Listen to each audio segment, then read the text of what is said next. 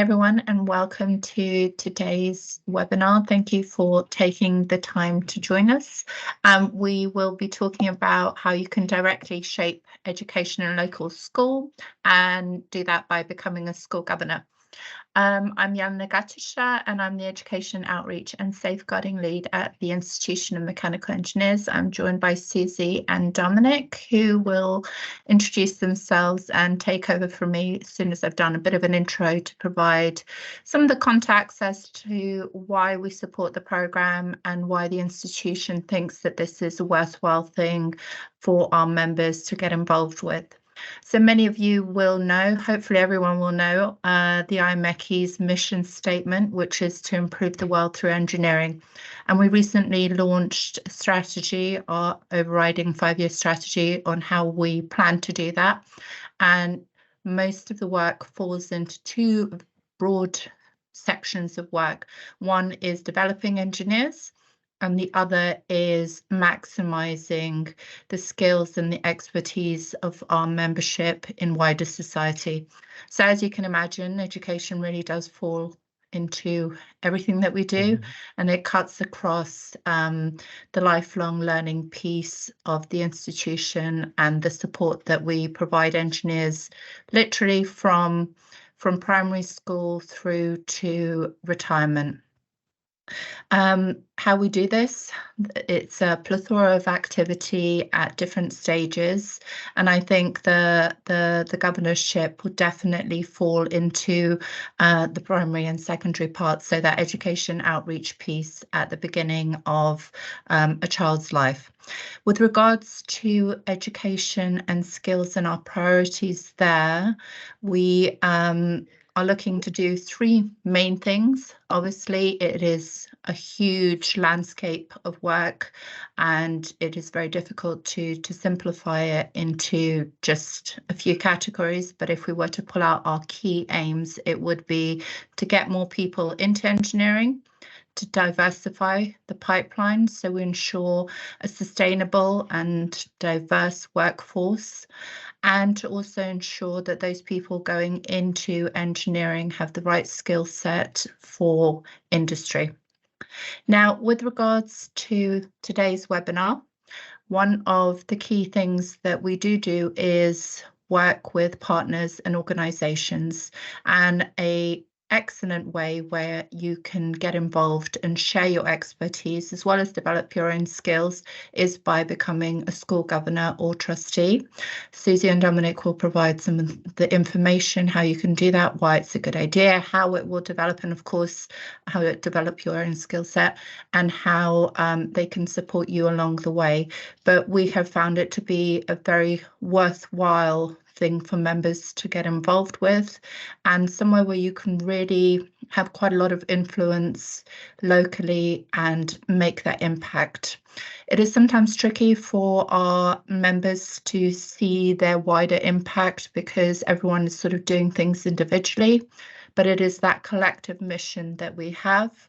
We're working towards that goal. And if every member volunteers their time, and we find a lot of our members actually get involved in education outreach, and it's the most popular option in terms of volunteering, with over 10,000 UK IMechE members volunteering their time in education outreach. And this is certainly one of the ways in which you can really see the direct impact and influence education in the lives of young people. So I will pass on now to, I think, Susie, and they'll provide the details with regards to how we support, how they can support you. Pass on, I won't talk anymore. Thank you very much, and thanks everyone for joining. Fantastic, thanks ever so much, and it's really great to hear how the role of the education outreach really plays a massive part in the way that IMechE supports their members and supports the local communities as well. So hopefully we'll bring some of that to life as well in terms of how you can be a school governor as well. So quick introductions. I'm Susie Broadhead. I'm the head of employer partnerships at Education and Employers, which is a charity, and we'll provide a little bit more information about what we do as a charity, including the Inspiring Governance programme, joined by Dominic, who is our Deputy CEO at Education and Employers, particularly leading on our governance programmes.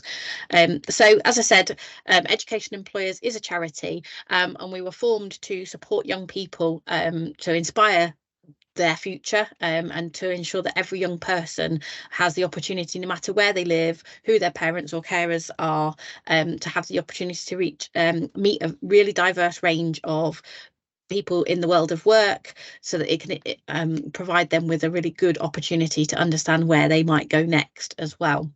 And we do that in a number of ways. We have a direct programme that influences and works directly with young people called Inspiring the Future, and that supports both primary all the way through up to colleges, career related learning opportunities, so volunteers going into schools or joining virtually to provide information about the role that they do, and how they've developed into that role as well, to make sure that every young person has a really good understanding of all the opportunities and options that they might have. And then secondly, Inspiring Governance, which is about recruiting and matching you as a volunteer into a school that has a vacancy for a school governor. We've been funded by the DfE since 2016, and we're just creeping up to having matched 8,000 volunteers into school governor roles. Which is a really exciting milestone for us, because particularly we've had a relationship with IMechE for a number of years, really supporting the value that you as members can give to your schools with the skills that you bring, and also for the professional development that helps you to gain throughout that time as well. Thanks, Susie. And I'd also like to thank Jelena and the institution for having us again. Quite simply, engineers make great governors. I don't know whether it's something in the water, or the logic model, or the kind of rational analysis and decision making that you bring to governing boards. But we are really pleased to be speaking with engineers and encouraging, hopefully, some more of you to become governors in schools close to you. But why do we have school governors in English schools in particular? Well, every year, the Organisation for Economic Cooperation and Development introduces a report called Education at a Glance, where they compare the most developed education systems in the world. And every year, three things leap out that really crystallise why we have governors in our schools and their importance. So one, we actually are fifth in the world in terms of the percentage of our GDP that we invest in education. You may not see that from the headlines or the conversations in the press, but we do put an awful lot of taxpayers' money, billions of pounds, into our schools and colleges and universities. Secondly, we have the most autonomous education system in the world. So our head teachers, probably only just behind the Dutch actually, have the most freedoms to make decisions in their schools. So we give our school leaders a high degree of decision-making autonomy. And thirdly, we have the single largest ratio in the world between the average pay of one of our head teachers and the average pay of a teacher. So what do we have? Billions going into schools, highly autonomous school leaders who are paid extremely well. That's a recipe for innovation, driving the system forward, high standards, research, and moving things forward.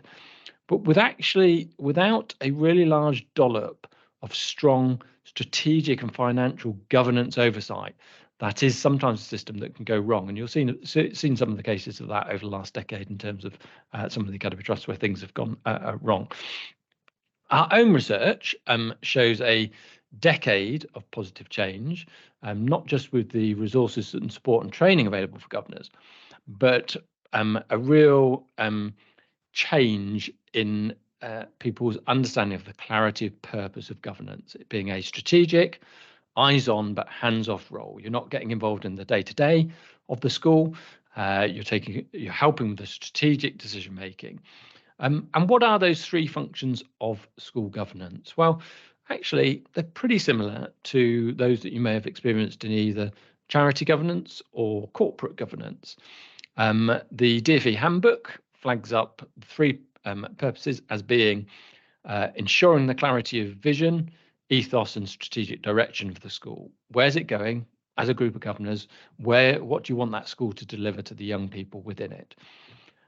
Secondly, it's about supporting and challenging the head teacher and their team, holding them to account for the performance of the school, whether that be educational performance or how they're bringing on young people into the world of work and their futures. And lastly, it's about overseeing financial performance, making sure that money is well spent and the investments are prudent, and that the school is complying with health and safety and elements around that. So those are the three functions of governance. But what would it mean for you if you wanted to volunteer as a governor in terms of time commitment, Susie? Yeah, so obviously, to try and break that down into what does it actually really look like for you as a governor. So what we would normally say is in the first sort of 18 months to 2 years, when you're getting your feet under the table, getting to understand the role, we'd say there's probably around about 5 to 8 hours you would commit to the role, and that would break down as being a meeting every half term. They're usually early evening or straight after school. And many schools will offer the opportunity for those meetings to be hybrid. So you don't always have to be in the school, but obviously that's an important part of the role, and actually probably a really good opportunity to get a feel for how the school is performing and meet other people within the school as well. Obviously, preparation for those meetings is key. You will be asked to make some decisions within the meetings potentially. So reading the board papers and understanding what those decisions that you are being asked to make are all about, and how that plays into the impact on students and the development of those young people. And then arguably, I think one of the most exciting and interesting parts of being a governor is spending time in the school itself, meeting the young people. And that could be done either through sort of a visioning day or a governor walk day. Many governors have a link governor role where they're associated with a particular subject area or an area of the school, where you could spend time talking to the lead subject leader in that area, and doing some observation of how all that comes to out in terms of what they're doing with the young people as well. And then as you grow into the role, there are new and additional opportunities for you to expand your knowledge and sort of impact in the school as well. So you might be involved in the head teacher recruitment if they're looking to bring in a new head teacher, being a part of a performance review for the head teacher or members of the senior leadership team, and potentially you might also consider becoming the vice chair or the chair of the full governing board, or one of the subcommittees that many schools have. So many schools will have a finance subcommittee or a teaching and learning committee, and as I said, you also have the opportunity to take on a link governor role, but really to stress at this stage that is not you're not expected to take on those additional responsibilities. It's as and when you're ready for that, and there's no expectation for you to take on those additional roles. However, it's really good for professional development, a different environment and a different context perhaps that you're not necessarily used to working within as well. Back in 2020, the DfE did some research in terms of the type of skills that are really valued by governing boards and schools to strengthen the development of that school.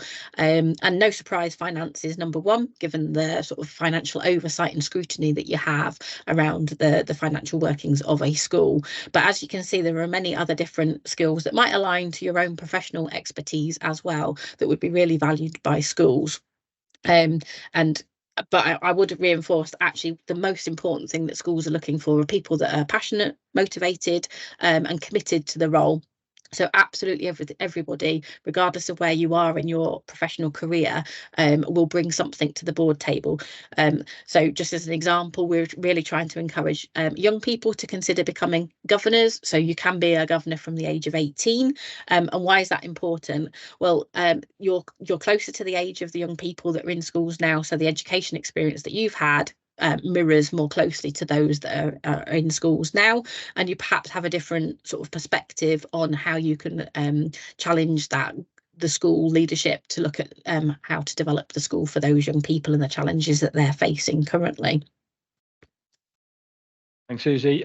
So all ages and all backgrounds welcome, and I guarantee from some of the volunteers that we've had on these sessions in the past, you will be able to offer schools real benefit from your role as engineers. So what are some of the kind of challenges that schools are facing at the moment that you might be wanting to offer support and challenge to the head teacher and their team in navigating and overcoming? Well, I think the four there really are have all been issues for all of us over the last 5 years, really. The first is around constant change. So schools, just as businesses and the public sector are going through constant change, schools are going through change. In schools cases, this is essentially a number of schools are still considering whether they want to either federate or join an academy trust or remain within a local authority. And it's those kind of decisions that as a governing board, you'll be offering that kind of support and challenge and counsel to their teacher and their team around. Finite resources, that's something that we've all dealt with over the last few years. How do you ensure that schools are using that money in the very best way? So a good example of that for our governing board was we made a decision to invest in LED lighting last year, partly in response to the energy crisis, partly to be more environmentally friendly over a long period of time. So it's those kind of decisions that you will be asked to kind of review and authorise as a governing board. Recruiting and retaining the best staff, that's critical for any organisation, as it is for schools. So how are you supporting and challenging the head teacher to develop their staff, bring the best staff in, retain them, look at the health and well-being of staff and the development of staff, and so on. And all of us have been through the challenges of COVID and catch-up, and that's something that schools are still grappling with around attendance, mental health issues, behaviour, and bringing people, trying to return to full normality after such a seismic challenge for everyone across the globe, really. So I can guarantee you will have perspectives that will help schools navigate these issues. Something you may not have been involved in, even though I know IMechE has over 10,000 members who are really involved in education, perhaps as a staff ambassador, perhaps as something else. But being a governor is a really good opportunity as well to support and challenge the head teacher around and their team around how they're preparing children for civic society and their onward employment. So how is the school approaching personal, social, health and economic education? How is it approaching preparing students for the diverse world that we live in today?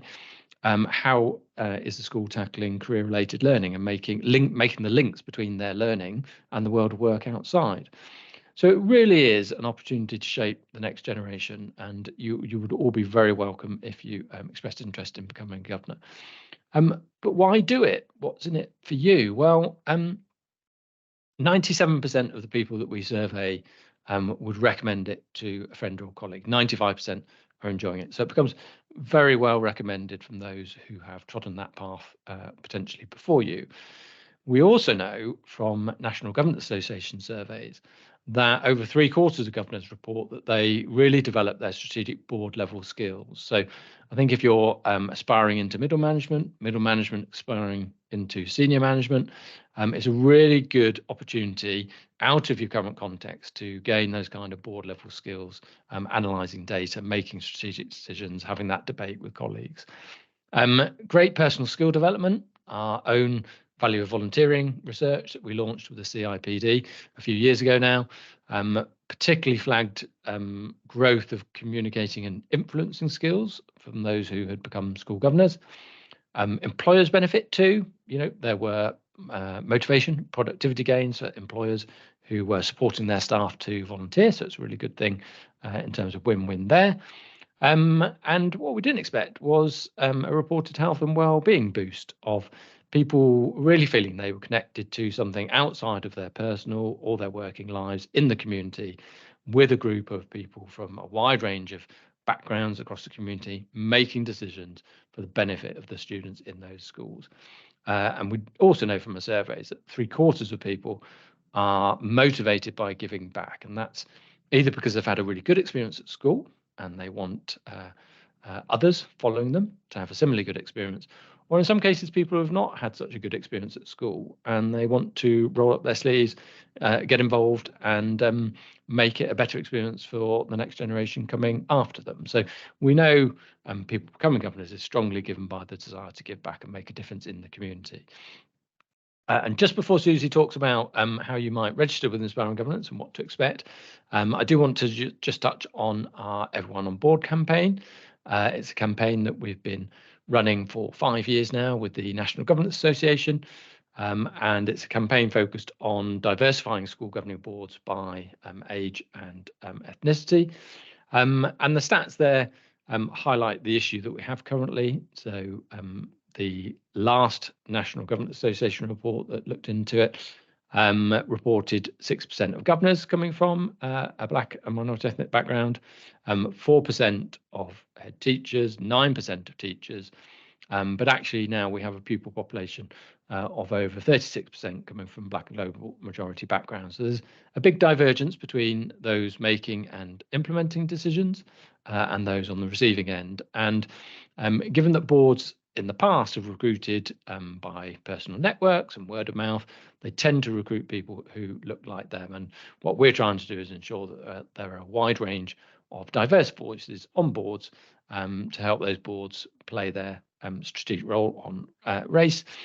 We've run the campaign with the NGA, but we've had fantastic partners like Operation Black Vote, the fabulous Civil Service Race Forum, the Black Young Professionals Network, for example, and we are making progress. So over a third of our appointments are from Black and local majority backgrounds, and the NGA have reported year-on-year increases in more diverse appointments being made on board. So that is one of our big campaigns, but as I've said, you will be very welcome, whatever your background, whatever your circumstances, because you all bring real lived and professional experience that will critically help boards improve their decision making for children.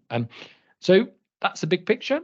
If you're sold, how do you sign up? Susie, over to you. Fantastic, thank you. So in terms of how you would then work with Inspiring Governance and how we can then place you into a role.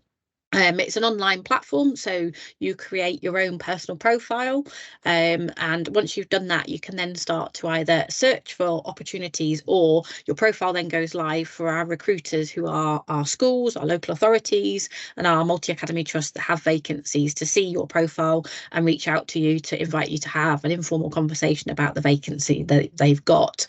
So in terms of expressing an interest, as you can see, that the map version that's on the slide now highlights where we have vacancies, so you can hover over the little dots. It would provide you with a little bit of information about the school itself, perhaps any of particular skills that they're looking for, and maybe a little information about the sort of the journey that the school is going on as well. And then you can express an interest, and somebody from the school would then come back to you, or the local authority, to talk to you about the role itself. But prior to that, as you're creating your personal profile, just a few hints and tips of things to think of before signing up, or as you sign up. So the first one is, where would you want to be a governor? As you've heard, most people are wanting to become a governor to give back to their local community. So it may very well be where you live that you want to go into a school to be a governor. However, we have many people that also look at it from the perspective of actually giving back to around where they work, and it actually fits better with their work-life balance if they're a governor at a school just around the corner from work, that they can drop into meetings on their way home. Again, there's an opportunity to put your home and your work postcode, so you can search on both as well for vacancies. And then consider the type of school that you might want to be a governor at. We have vacancies from infant schools right the way through to sixth form colleges. It may well be that you've got a particular interest, or you would want to expand your knowledge around maybe special education needs, so we have special school vacancies as well. So think through perhaps what fits best for you, where would you like to gain some development, or where have you got particular interest or expertise. And then, as I said, you create a very simple personal statement, your opportunity to explain to those that are reading a bit about your skills, your knowledge, your background, and also importantly why you want to be a governor as well. So the more information you can put in that personal statement, the easier it is then for schools, our local authority partners and multi-academy trusts to understand a little bit more about you as well. Following that, once you've expressed an interest or have been contacted by those that have vacancies, you'd then set up a sort of an informal chat with the head or the chair of governors, two-way opportunity to ask questions of them and them of you, to find out a little bit more about the school, its sort of maybe its challenges, where it's looking to develop, what the future holds for that school, and why they're looking to strengthen their governing boards and have vacancies. I would always advocate a visit to the school itself. I think as soon as you walk through the front door of a school, you know whether it's the right place for you. You get that sense of the values and the ethos of the school and whether that mirrors yours, and get to meet, most importantly, young people within the school, other staff and other governors.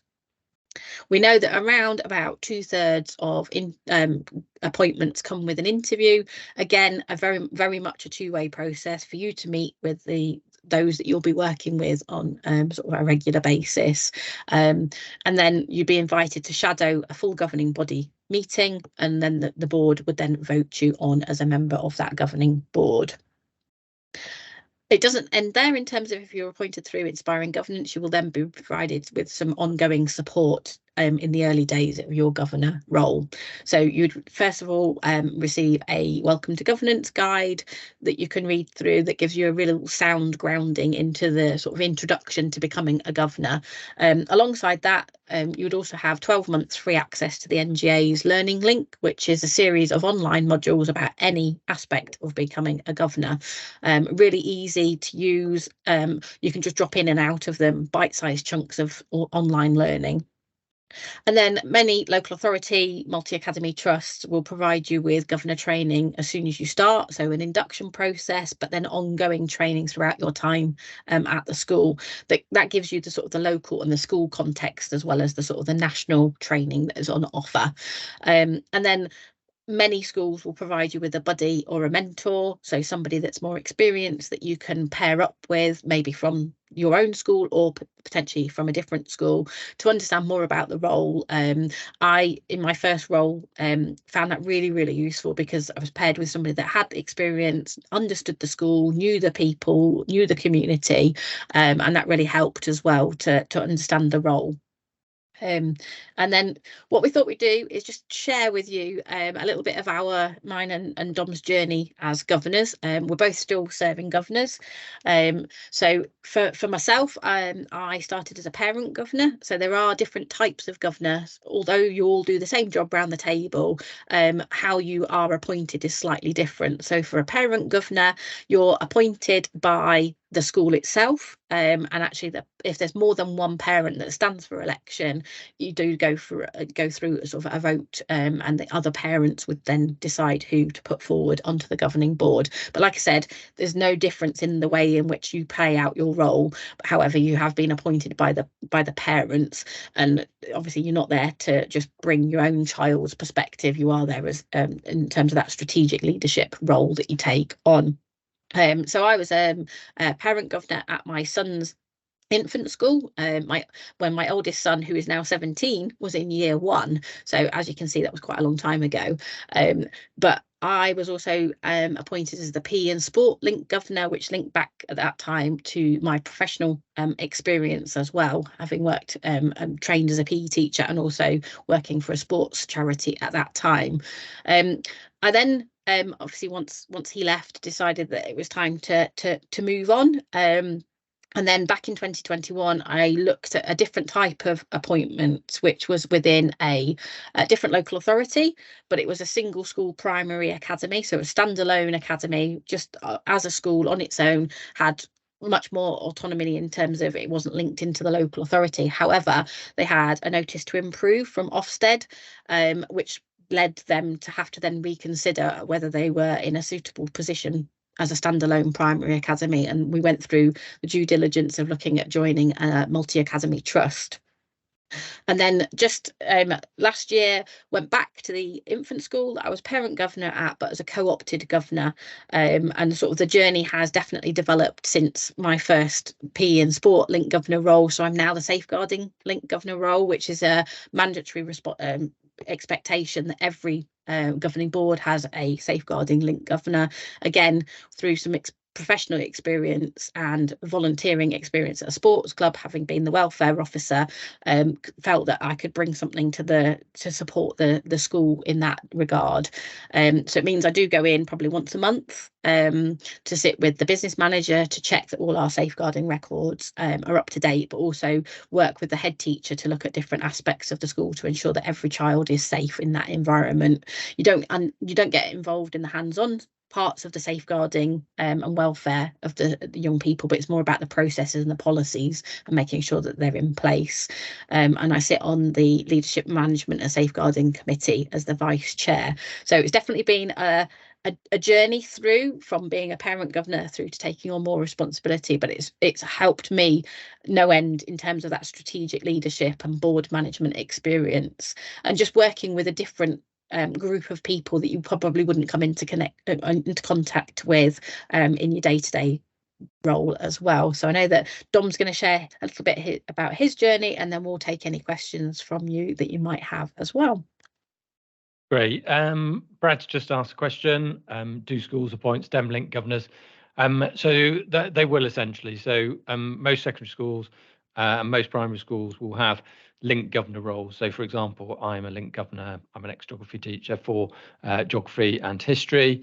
Certainly, there'll be opportunities to be a linked governor for science, linked governor for STEM.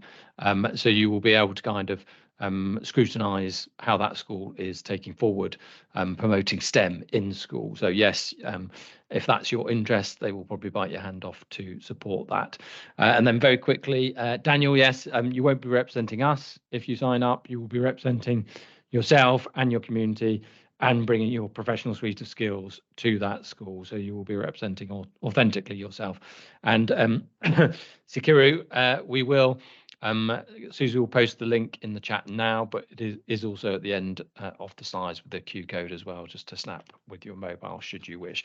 But do keep the questions coming. So last leg, will only be another 4 or 5 minutes. Just to say a little bit about my governor journey. So I used to work somewhere called the National College of School Leadership. We used to help train head teachers. And we were at the old Raleigh Bicycle Works, actually just down the road from my first governor school, which was Douglas Primary School, which was 100 years old. It was where Andy Cole, the ex-Newcastle and Manchester United Manchester United striker, went to. Very diverse urban primary. I started by going in and reading, and some of you might be doing kind of STEM ambassador type activities and think, I'd like to do a bit more actually and potentially become a governor. That was my route. Really interesting. Went through an Ofsted. Eventually we had to go through a surplus places school closure, which was again difficult, but a really interesting insight into local authority politics and processes. And I learned a lot actually about the leadership of change, how you motivate people through change, how you lead them through a process and land them in a good place. So there's lots of learning and leadership learning that you will get from being a governor. So my second post was at a secondary school. It was actually my teaching practice school. I heard the call when I saw one of my teaching practice colleagues from my geography PAGC standing outside a smouldering geography block that had been burnt down by an ex-pupil. And they'd lost all their coursework, and the school was in challenging circumstances at that time in special measures Ofsted, and really we had to work as a governing board to work with a national leader of education to navigate that school into an academy trust for the benefit of students in that local area. And that was difficult because parents had gone to that school. They didn't necessarily want to go into an academy trust. It was a big decision for them to take things forward. But through some excellent parent governors and their links, through some real work on looking at numbers of roll and how we market the school and how we move things forward, appointing 2 really strong head teachers, actually, that was critical. We took that school to Ofsted Good, and it's had successive Ofsted Goods, and it's really affirming to have been part of that decision-making team, helping guide and steer that school into a really better place for delivering education to that community. And my last one was a finally a kind of parent governor role, which has now become a co-opted governor because my parents haven't left the primary school, my children have.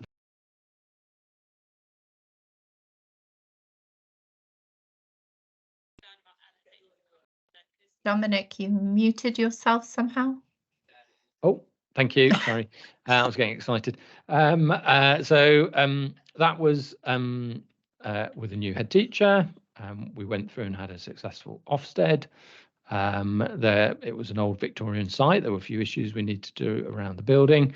And we're really looking at the future, actually, in terms of what we might do, whether we go into an academy trust, whether we federate with the infant school, and so on. So there's lots of interesting, absorbing stuff to work through with colleagues from all different walks of society as a board making decisions for the children in that school. So, it's an exciting and an interesting role. And we often hear a lot of people from business say that I didn't realise the challenges head teachers had in terms of budgets or policy.